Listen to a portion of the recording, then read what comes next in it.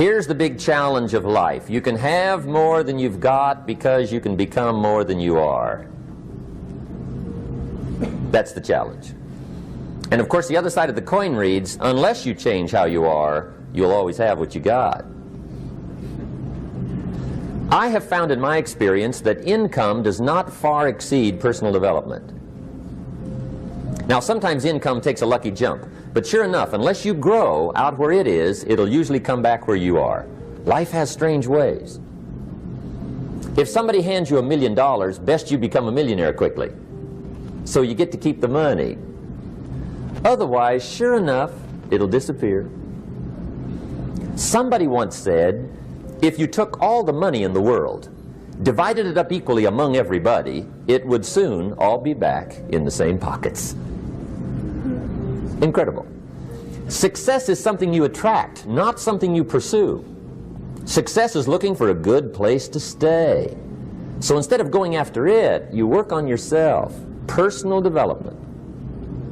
See, the major question to ask on the job is not what are you getting? The major question to ask on the job is what are you becoming? See, the big question is not what am I getting paid here? The big question is what am I becoming here? Because true happiness is not contained in what you get. Happiness is contained in what you become. So that's our major subject for tonight, personal development. Of all the assignments Mr. Schoaf gave me at age 25, this was probably the most difficult. In fact, I'm still working on this one. I think it's an unending challenge to see what you can become. The next subject is called basic laws. And it's good to study the basics. And I call these basics primarily because they come from the Bible. Now, I'm not a theologian or a minister, and that'll be apparent.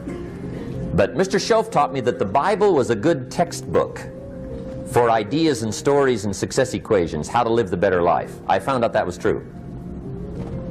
He also taught me that the Bible is as practical as it is spiritual, and I found out that's true. If you look at your bank account and your income and you're not happy, there are several places in the Bible to check to see what the heck's wrong so you can make the changes. And we're going to cover some of those tonight, called basics. Okay. The next subject is my favorite, setting goals. Mr. Schoaf taught me how to set goals. What a favor that was. One morning at breakfast, shortly after I met him, he said, Jim, let me see your current list of goals and let's go over them and talk about them. He said, maybe that's the best way I can help you get a better direction started. And I said, I don't have a list. He said, well, is it out in the car or home somewhere? I said, no, sir. I don't have a list anywhere. He said, well, young man, that's where we got to start. He said, I can tell you right now, if you don't have a list of your goals with you, he said, I can guess your bank balance within a few $100s. Which he did. And that got my attention. I said, you mean my bank balance would change if I had a list of goals? He said, drastically. That day I became a willing student how to set goals. And sure enough, learning how to set goals changed my life. And I often wondered why no one had ever taught me how to set goals up until age 25. I went to high school, but if they offered it, I missed it. I went to college for a year, never heard it. I worked for Sears. Really. And to my knowledge, Sears never taught it. Right? How to set goals. So here I am, age 25, married, my family's starting, I've been to college, I'm working, and I still don't know how to set goals. But fortunately, when I was 25, I met the man who taught me how, and it revolutionized my whole life. Economically, socially, personally, it's incredible. So I want to share with you tonight what Mr. Schoaf shared with me, how to set goals. It can be a life changer. Okay. The next subject is the negative part of the seminar. Life is part negative, so we got to talk about the negative. And this subject is called diseases of attitude. Diseases of attitude. There's a lot of things that can wreck your chances to do well. We live in a rather dangerous world, so you got to be not only wise, you got to be careful. Now, attitude diseases are just as bad as physical diseases, right? High blood pressure, heart trouble. I mean, a lot of things will ace your chances to do well. So you've got to be careful. And attitude diseases are deadly. I mean, they'll destroy all the good things you start. Okay? So we'll go through those attitude diseases, how to spot them, how to look for them, what they are, and the cure. And I'm a pro on these because I've had them all, so I can give you excellent advice on these. Now, the last subject we're going to consider tonight is called the day that turns your life around. The day that turns your life around. And under this subject, we're going to talk about the emotions that can change your life. Human beings are emotional creatures, and emotions are powerful for life change. Now, of course, emotions are so powerful they can go either way on you. Emotions can either build or destroy. So you really have to employ emotions properly. We call civilization the intelligent management of human emotions. If you can intelligently apply your emotions in the right direction, no telling what can happen. Could turn your life around one day would be sufficient. So we'll talk about those. Okay. Now that's a lot to cover in one evening, but we'll keep at it here and see if we can't get it all done. I'd like to have you now jot down the theme of the seminar. Every seminar should have a theme, I guess. We've got one. It's on some of our literature if you happen to notice it, but if you didn't, for your notes, here it is. The theme of the seminar goes like this: the major key to your better future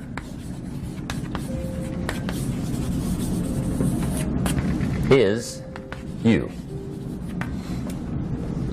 That's the theme of our seminar tonight. The major key to your better future is you. And I'd like to have you underline two words just to give it some added punch. Underline the word major and the word you, so that it reads, the major key to your better future is you. Now, my first suggestion is transfer this to a card or something where you can put it up, where you can see it every day. Preferably put it up where you can see it at the beginning of the day, before you go off to put the day together. This is a good phrase just to glance at, to keep in mind as you're putting the day together. It's called the silent seminar. If you'll just let this talk to you during the day, I found it to be tremendously helpful. The major key to your better future is you. For a big share of my life now, I didn't have this one quite figured out, among a lot of things I didn't have quite figured out. Many things used to puzzle me back in those early days. I used to wonder why two people could work for the same company, one make twice as much money. Now see, that used to puzzle me. And maybe they were the same age, graduated from the same school, live in the same community, work for the same company, with the same products and the same services. They've got the same traffic, the same problems, and one makes $1,000 a month, the other one makes $2,000 a month. Now that was my puzzling question. Why would this long list be the same and the money twice as much? I asked, what's the difference between $1,000 a month and $2,000 a month? And I don't mean $1,000 a month, right? I could figure that out. But what makes the difference? Why would one person do twice as well, 3 times as well? Speaking economically. Now I know there's more than one way to do well. I understand that. But in this little narrow area called compensation, what's the difference? Well, back then, with my faulty thinking, I'm trying to reason it out. I thought, well, maybe time makes some of the difference, right? Some people do better because they have more time. I used to say, Harold ought to be able to do well. He's got a lot of time. If I had all of Harold's time, I could do well. Now, that's got to be dumb, right? Number one, you can't get somebody else's time. A guy says to me one time, he says, you know, if I had some extra time, I could make some extra money. I said, then forget it. There isn't any extra time. Hey, when the clock strikes 12 midnight, that about wraps it up, right? I mean, you can look around the gongs there for a little more, but it's over. You say to the guy, what are you doing? He says, I'm looking for extra time. See, they'll come and take you away, right? There isn't any more time. Now, if you can't get more time, which you can't, what could you get more of that would make a difference in economic results? And here's the key word. Make it a part of your notes. We're going to consider it tonight. The word is value. And I have a little phrase for your notes. Value makes the difference in results. Value makes the difference. You can't get more time, but you can create more value. Now here's the first lesson of economics. Everybody should learn it from the time they're old enough to understand what a dollar means, how to earn one, how to get one, how to keep one, what to do with it. First lesson of economics. We primarily get paid for value. That's lesson one. Bringing value to the marketplace, that's how you get paid. You don't get paid for the time. I know it takes time to bring value to the marketplace, but you get paid for the value, not the time. Now, since that's true, here's one of the key questions of the evening. Is it possible to become twice as valuable at the marketplace and make twice as much money in the same time? Could you become 3 times as valuable? Make 3 times as much money in the same time? Is that possible? The answer is yes, if. And it's always if, right? Life is known as the big if.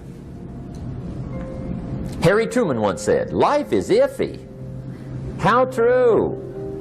And here's the big if we're going to consider it tonight. It's possible to do much better at the marketplace if you go to work primarily on yourself.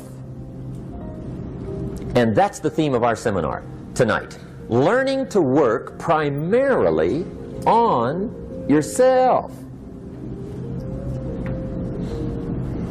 People have asked me for the last 24 years, how do you develop an above average income? And the answer is, become an above average person. Develop an above average handshake. Some people want to be successful, they don't even work on their handshake. As easy as that would be to start on. They let it slide, they don't understand. Develop an above average smile. Develop an above average excitement. Develop an above average interest in other people. Develop an above average intensity to win. See, that'll change everything. Probably one of the most frustrating experiences in life is looking for an above average job with above average pay without becoming an above average person. It's called frustration.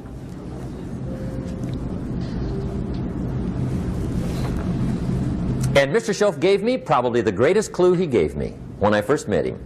He said, Jim, if you want to be wealthy and happy the rest of your life, just learn this lesson well.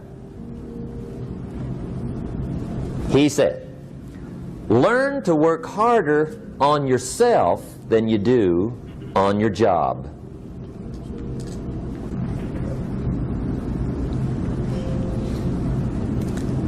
Then Mr. Schoaf gave me probably one of the most important clues among so many things he taught me, but this was in those early days.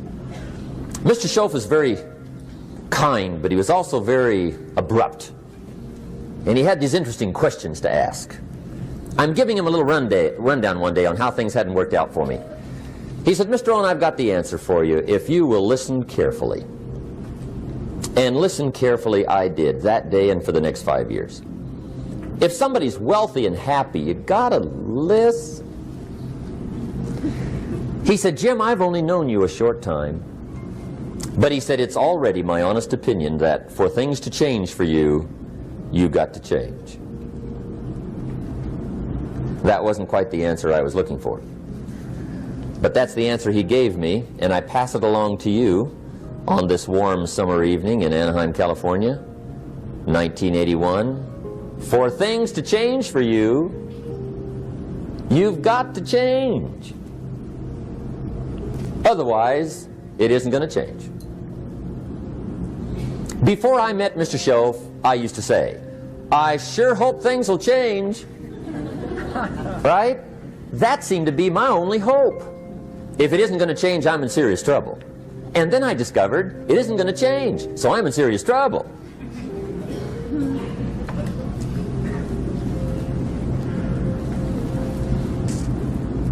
See, I can tell you what the 80s are going to be like. You have dropped into the right place. I did a seminar one time for Standard Oil executives and management in Honolulu. And we're having a conference one day on this big conference table. And one of them said to me, Mr. Rohn, you know some fairly important people halfway around the world. What do you think the 80s are going to be like? I said, gentlemen, I do know the right people. I can tell you. So they all listened very carefully.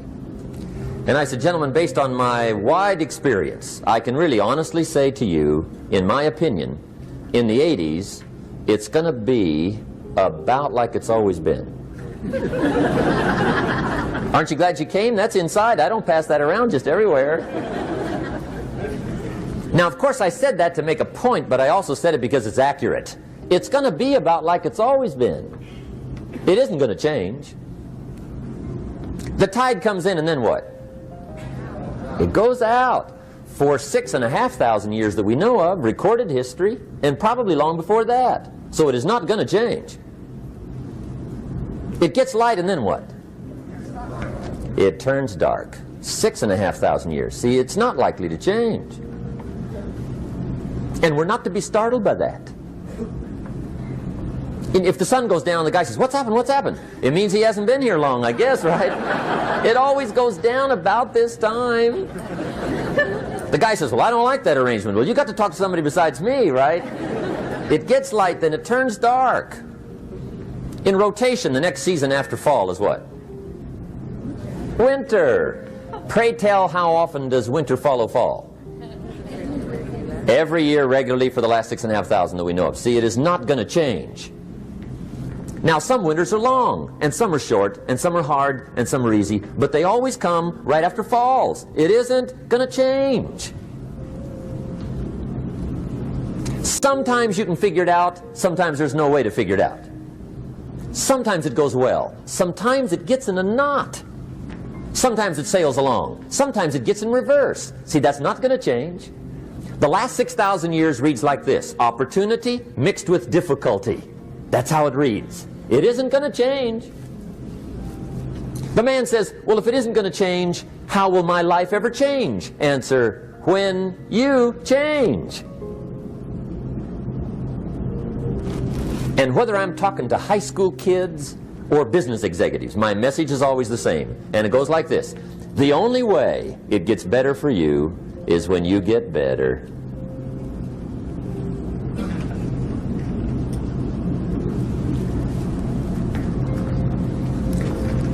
Let me give you the 4 major lessons in life to learn. Here's 4 majors. It's good to study the majors.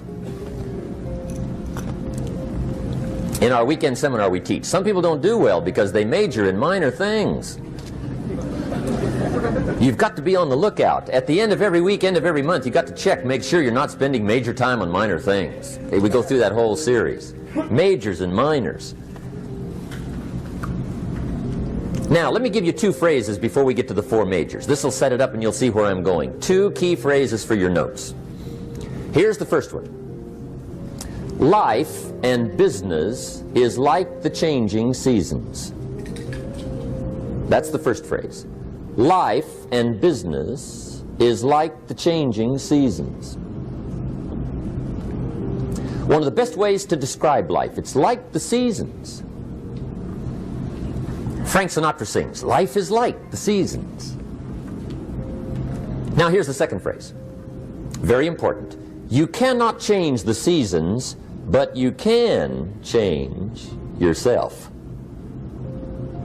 You can't change the seasons, but you can change yourself. And see, that's how life gets better for you, not by chance, but by change. Now, here's the 4 major lessons in life to learn. I've got my first book finished. Came out a couple of weeks ago. This is in it. The 4 major lessons in life to learn. Here they are. Number 1, learn how to handle the winters. That's lesson 1.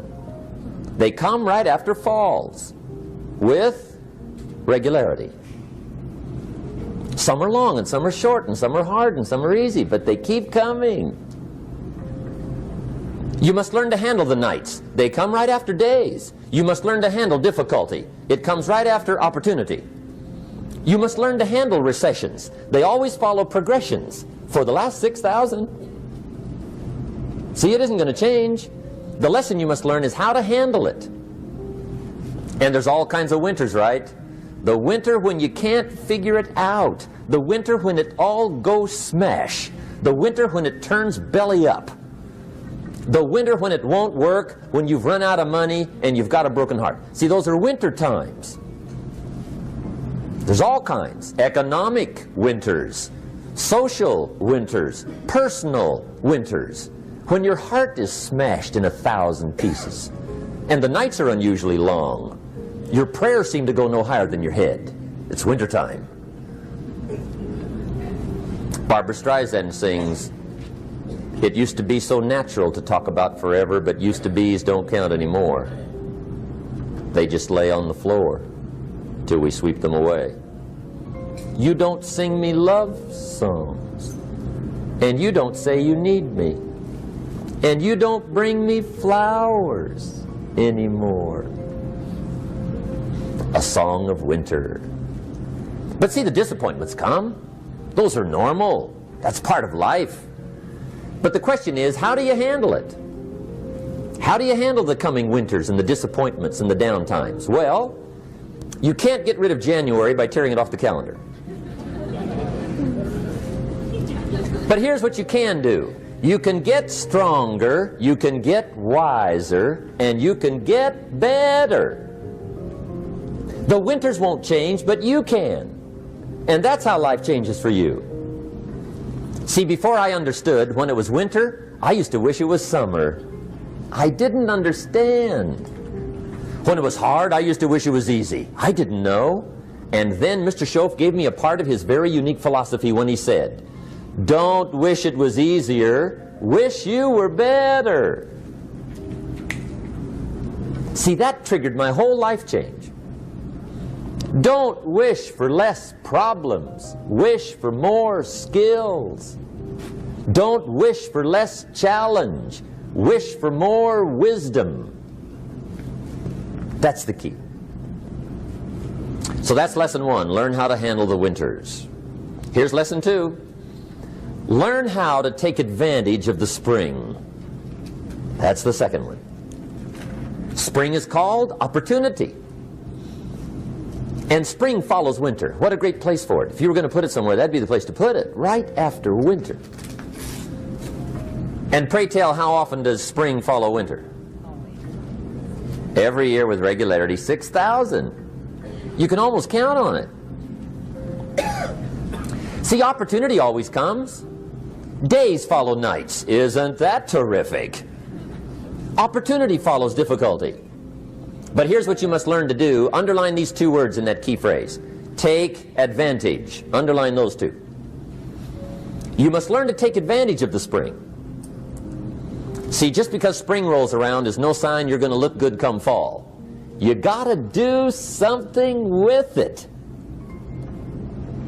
In fact, you have to get good at one of 2 things in life. Planting in the spring or begging in the fall. Or get somebody to do it for you. See, those are about the only alternatives. Now here's what else you must do. Take advantage of the springs quickly, because there's only a few. Just a handful of springs have been handed to each of us. They don't come forever. Life is fairly brief. So you got to read every book you can get your hands on what to do with your springs while they're here. And take advantage, they soon run out. The Beatles wrote, "Life is so short." And for John Lennon, it was extra short. But life is brief. Elton John sings, "She lived her life like a candle in the wind." It's brief. So whatever you're going to do with your life, you got to get at it. Don't just let the springs pass. Here's the third major lesson in life to learn. Learn how to protect your crops all summer. You got to take care of what you start.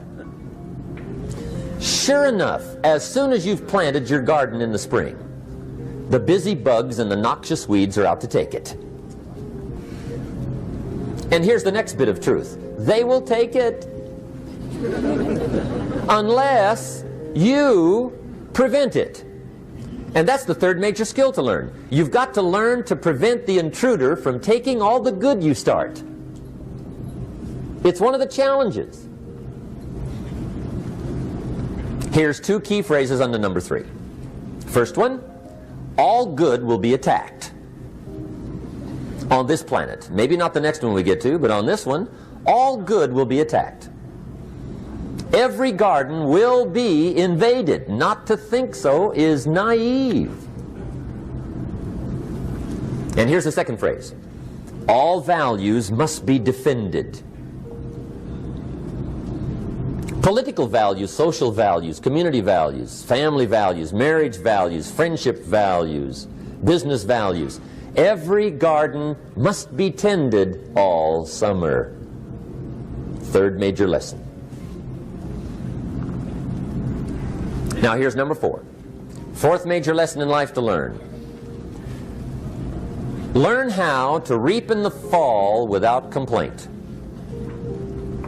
Learn to reap come harvest time without complaint. Take full responsibility for what happens to you. It's one of the highest forms of human maturity, accepting full responsibility. It's the day you know you've passed from childhood to adulthood, the day you accept full responsibility. And another note, learn to reap in the fall without apology. Without apology if you do well, and without complaint if you don't. That's maturity. I used to have that long list of reasons why I wasn't doing well. To explain. You got to explain, right? Otherwise you're going to look bad. I used to have this funny list called Reasons for Not Looking Good.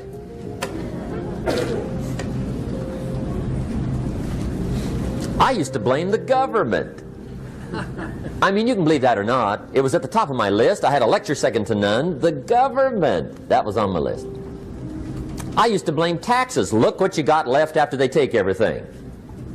And they expect you to do well. That was on my list there. Prices, that one's easy, right? You walk into the supermarket with $20, come out with a little half bag. So I had that on my list.